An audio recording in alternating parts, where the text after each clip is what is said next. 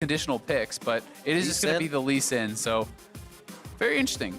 My guess is that he had another pick that he was hoping he could get in. They don't feel that the comp suits it. Game, and I'm going to be able to see if they can kind of continue that.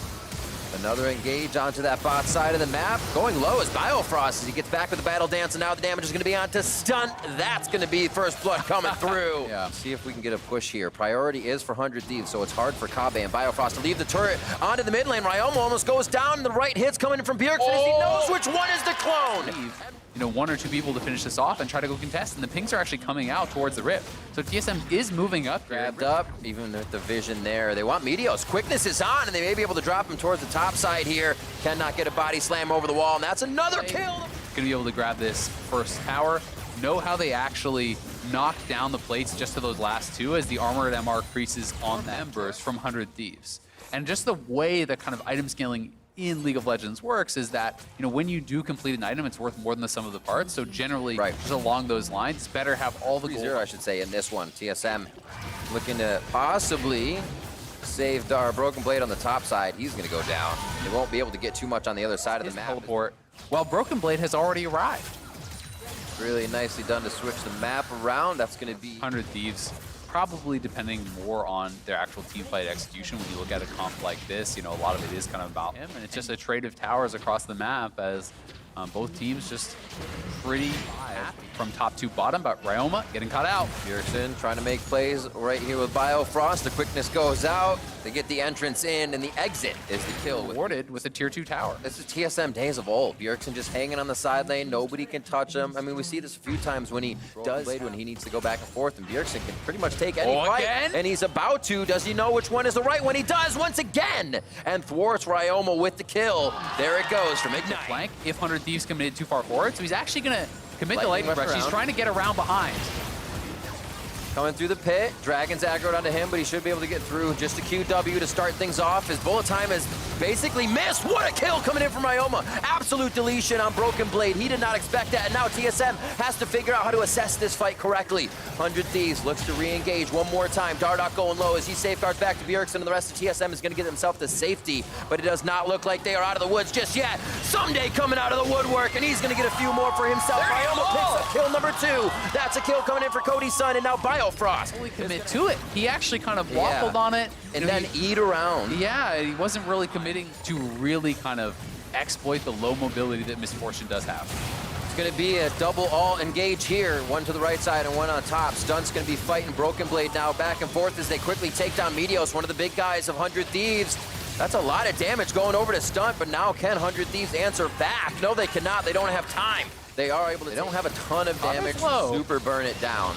They do have the Kennen and the Xayah, which helps to get those auto attacks in. Kabe low, like you said. Not too much from Ryomo to tag onto and get a distortion in there, and they might be able to take down Someday. A nice Q, the heal back from Someday. Gets himself a kill along with Ryomo. Can he keep himself alive? Someday finally goes down to Broken Blade. There's another kill on the other side of the fight, and Cody's able to live on this one.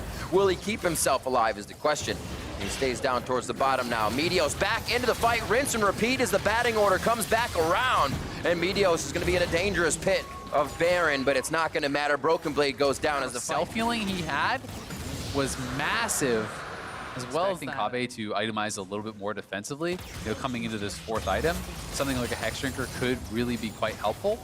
It does feel like the amount of pressure on him has been very, very high from Ryomo, as well as Meteos. And you know, if you cannot pitch from TSM, can you get a good kick from Dardoch? Can you have that coordinated engage from Biofrost? Ooh, yes you can. Meteos goes down fast. No chance to use the Zanya stasis. Stunt's going to go down as the resonating strike follows through for Dardoch to teleport. Easy turn if they want to make it. Broken Blade is looking to try to get into a flank position here with his ulti.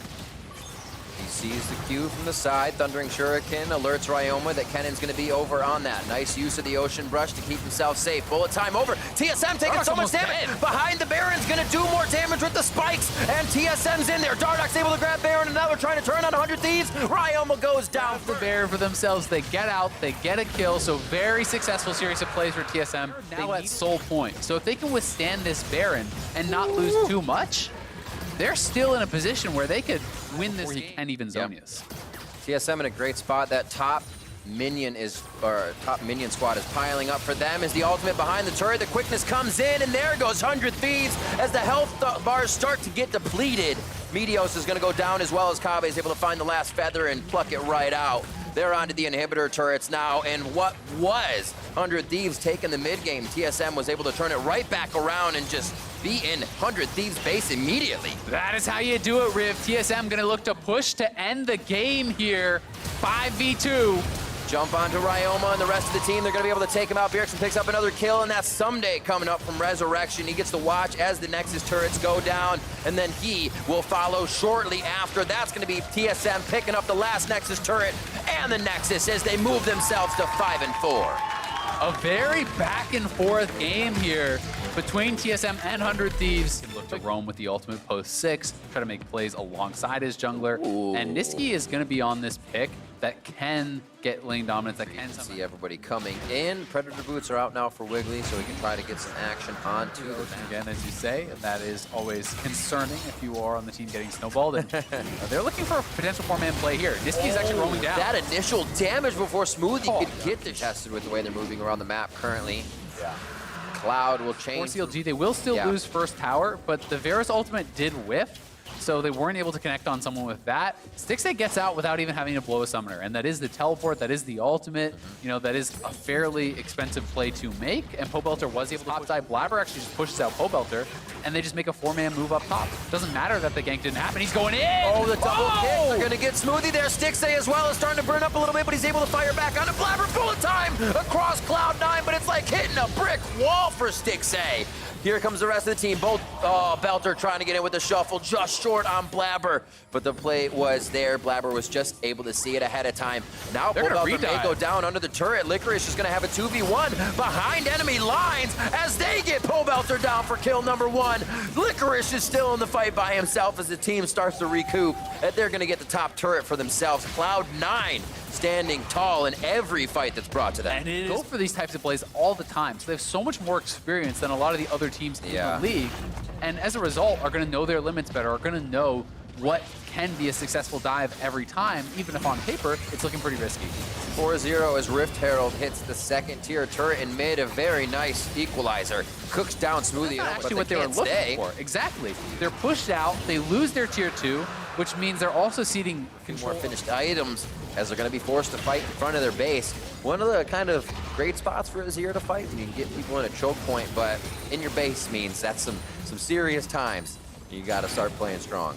Yeah, pretty good wave clear still from CLG to thin out a lot of this wave, but Z9 is not going to be dissuaded.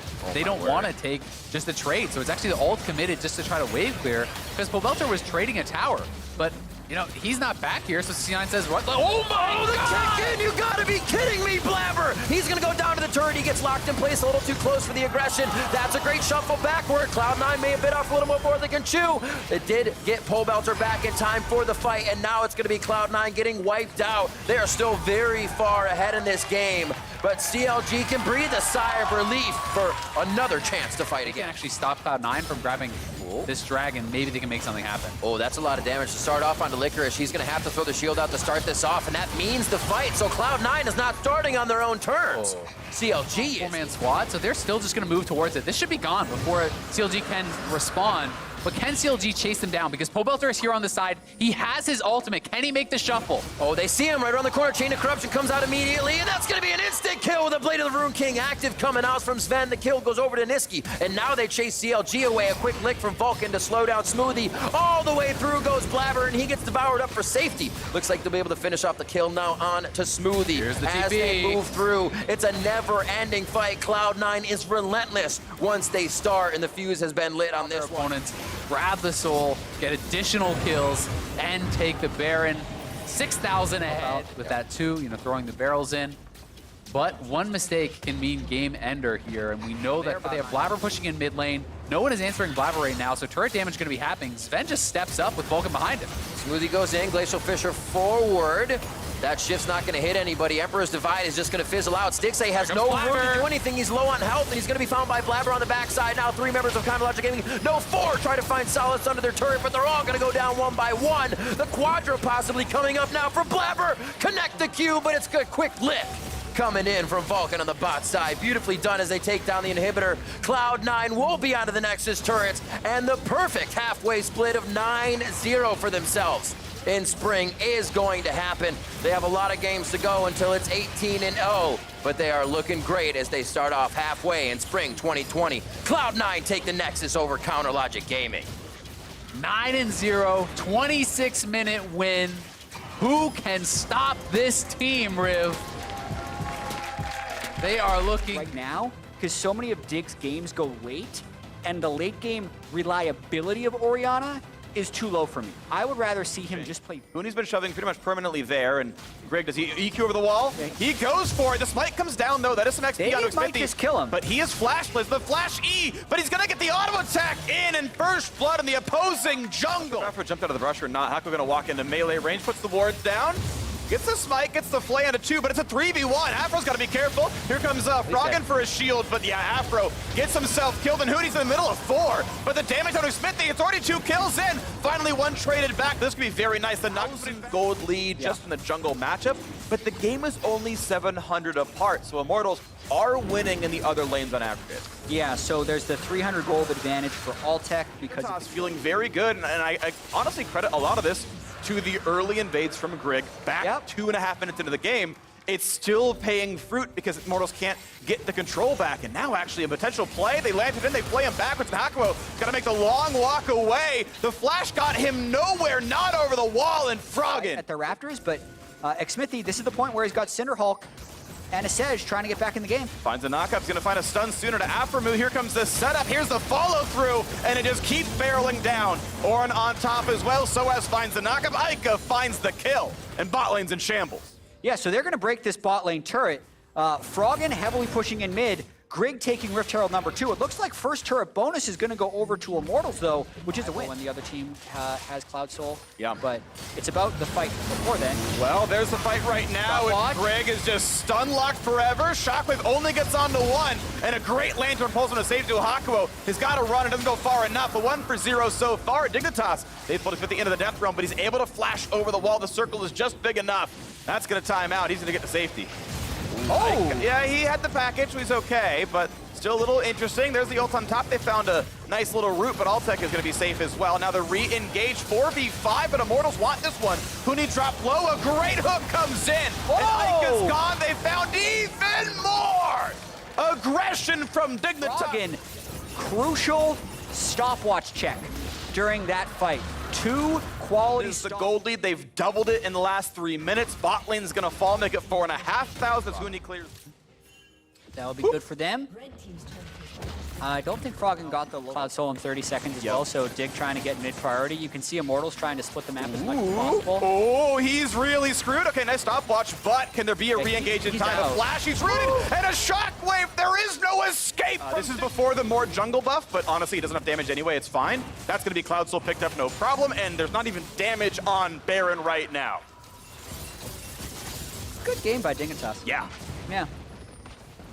Obviously, you can lose with the Dragon Soul. It's not the be-all, end-all, but like a 6,000... It's a bit dangerous as Aframu is getting hit really hard. He's running out of health, and the flash is not enough. The heal is too late. Here comes the re-engage. 5v4 for Immortals. Ult's not going to land. Huni puts his 50 death realm and can't find him. The circle actually overlaps with the terrain. So many Calibrums with just your turret, then sniper shooting everyone. But here we go. Huni's just so aggressive. Huni's gonna just go, oh, Hakuo. Yeah, he's just dead. I don't think he's gonna live ever. He's not, he's dead. Here comes the engage now again. Look at the crowd control. It's already 3 for 0. There is no possible way Immortals wins this fight anymore. Ica is running, but there's the Cataclysm. Shockwave didn't do a whole lot of much, but Ica cannot get the damage down. Johnson gets his 3rd kill of the game as Soaz is forced to run away, cannot do anything but watch.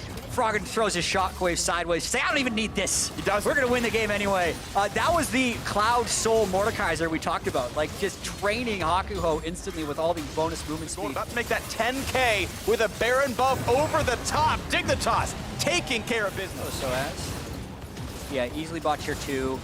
Like, even the Elder Drake. Look at the control ward setup that actually exists in the jungle right now. So if Dig falls back, it's almost so hard for Immortals. Oh, they're just dying. They're just dying. Oh, that was just a Felios turret. hitting the turret and splashing, and then the ult came off over the top. So that's going to single-handedly zone them off of the bot lane. Mid's opened up as well. That's 2 inhibs down. This could be a fight. Xfinity might just try and flank. I mean, may as well. You have to try. They got Package, they got everything they could possibly use. Here comes the play. They try to land the crowd control, but Package goes backwards to get away from some CC. Huni getting low, though, staying alive all the same. They send him yet again. Shock over the top. Lana gets him out, and Froggen finds that kill as Ika's dropped, and Hakuo is next on the chopping block. A double kill for the Orianna. Cataclysm over the top. Xfinity going to be set up for kill number 3 without an issue. Triple for Froggen. There have only been 3 quadras so far this LCS split. Froggen could be set up for number 4. Oh, stop what Froggen wants. He doesn't have cooldown. Pull him back. Huni grabs one, but give him with Soad. Get him over there. Here comes the hit. Perfect. Perfect timing for Froggen. And it's going to go over to Aphelios. A triple for the Orianna. A game win in under 30 minutes for Dignitas. Absolutely beautiful. They really just controlled that game from start to finish. I enjoy when you hover someone else's hover. You go for the Zoe here for Golden Glue. Yeah, that was one where Zoe is something that a lot of teams are willing to blind pick anyway. For FBI and Keith down here as that wave gets manicured down, and they know with that recent sweeper usage that Closer is not seen. If Santorin's there, that fight is lost by FlyQuest. Closer helps to make sure that they're going to be safe. They're going to go for the play, the flash play backwards, but a double root over the top, the knock him as well. The ignite is on, and first blood comes through. Trade it back, but Closer is going to die, and that is a 2-for-1 to FlyQuest. Here, if this bottom lane can stay pushed up, it means they can always be the first people to reach. You see Santorin? Gets around to the eye finally, does do a little bit more there. Golden Glue finds some poke though, and that is maybe enough to stop it all.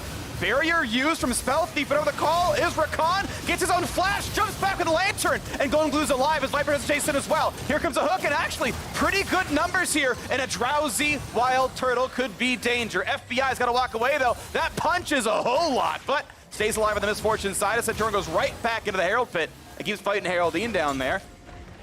No one dies. It's definitely not in the brush. That is a feeling I know very well as someone who has to ward lanes. Now Wild Turtle still has ulti though, gets exhausted. There's the ult finally coming down. Keith! Oh, that's so much damage! Yeah. Very eventful early game. Okay, that dive was a little, you know, XD maybe we'll say, because it was 2 kills, but Ignar now gonna find a teammate, and Keith, that's gonna be ISO-Death number 4. Can he get back? Okay, he gets the squad, but it's still a death coming through. The kick doesn't do a whole lot. The overall team comp for Golden Guardians, it is really hard for them to actually manufacture fights. If there's much deviation to have from there. Sadly, I think we're not going to get it. Yeah, I always got to keep my eye out for PoE with weird builds. I mean, we've seen, well, he had a Cinder game, right, where he was, okay, if there's a fight, we got to wait for that one. There's DP in as well. This is Golden Guardians going for broke, charmed up, knocked up, but there could be a nice engage. The flay onto 2. Bullet time over the top, at least a kill picked up, but it cost them a lot of bonus. Yeah, Turtle didn't have mana to ult either. Throughout the end of that. Oh, Golden Glue! Woo! PoE with this! Viper has the free time to push bottom after Haunts or teleports, so FlyQuest get even further. This Cloud Drake being taken down, there's no pressure there at all. I would take the Cloud Drake over the turret because that would put you on Soul Point. I think it was 8 minutes a game. No, but 18 minutes in, I would do this. No.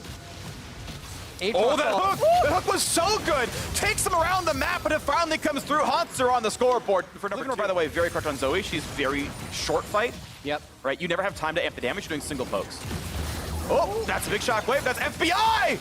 Oh, almost opened up in the mid lane. Now, would he be dead with the Morellos right there? Pretty sure, yeah. Yeah. Outright dead with Morellos. Because he's used Summoner Heal. Now, not only would they have reduced the healing, it would have had higher upfront damage. Yeah. Grievous Wounds is like 112 true damage against Summoner Heal. Yeah. Which is like what they get the vision doesn't mean much, and we go to Soul Point here for FlyQuest. It's like, even if they don't have Sork Shoes and stuff, like that breakpoint goes even farther if they do have any flat pen in the build, so really it's like Void Staff is actually just not useful here. Literally just like 2 more Blasting Wands is actually a better build path, and again, that's actually suboptimal in any other comparative case. Golden Glue, though, has to be a little respectful. As here comes the squad, a flay backwards, but still a knock up on a Keith. Rooted up, and that's going to be a lot of damage. Tries to get away. Shockwave, though, pulls in Closer. 1 for 0. FBI gets some damage, but a big root comes over the top. Haunter tries to buy some time, but not nearly enough. The dunk, the flash, the pullback, and it's a whole lot in for Viper. Golden Guardians forced to run. Keith has to lead the way even without Aftershock. Lands a Q, but they couldn't even go onto the support, so if you're going to They don't know where anyone is. Poke onto Keith, who needs to be near the front because no one else on Golden Guardians can Here's start Ignar. fights. Charm, double knockup, shock wave is 2 kills already. Ignar's a bit low, but shouldn't be knocked down either. It's going to be walking away pretty safely. A double kill now for Power of Evil as 3 members of Golden Guardians are dead. Mid lane tier 2 drops as well, and Golden Guardians have Golden Glue and Closer. Their base is about to be closed as well as the middle is being pushed in. The inhibitor is down, and FlyQuest not showing signs of stopping either. Sole control of second place as they close out their first round robin. FlyQuest going to 6-3, dropping Golden Guardians here. Only 3 teams can take them down so far. The Nexus will fall, and FlyQuest gets sole control of second place with a convincing win over Golden Guardians. FlyQuest keep getting it done. The league currently stands. FlyQuest is sitting alone at second, 4 now at 6-3. The 100 Thieves, they're alone in 7 as Evil Geniuses and Team Liquid start their week 5 tomorrow, trying to catch up in that first round robin. Let's turn, though, to your predictions and see how those play. Yeah, let's look at the predictions. That sounds Shall like we? a great idea. Shall we? Oh, Oh, man. it's a struggle city Don't for be a Mark Z hipster. today. That's what it is. Don't be a hipster. Don't, yeah. Just Stop trying to break the mold, my predict friend. the favorites.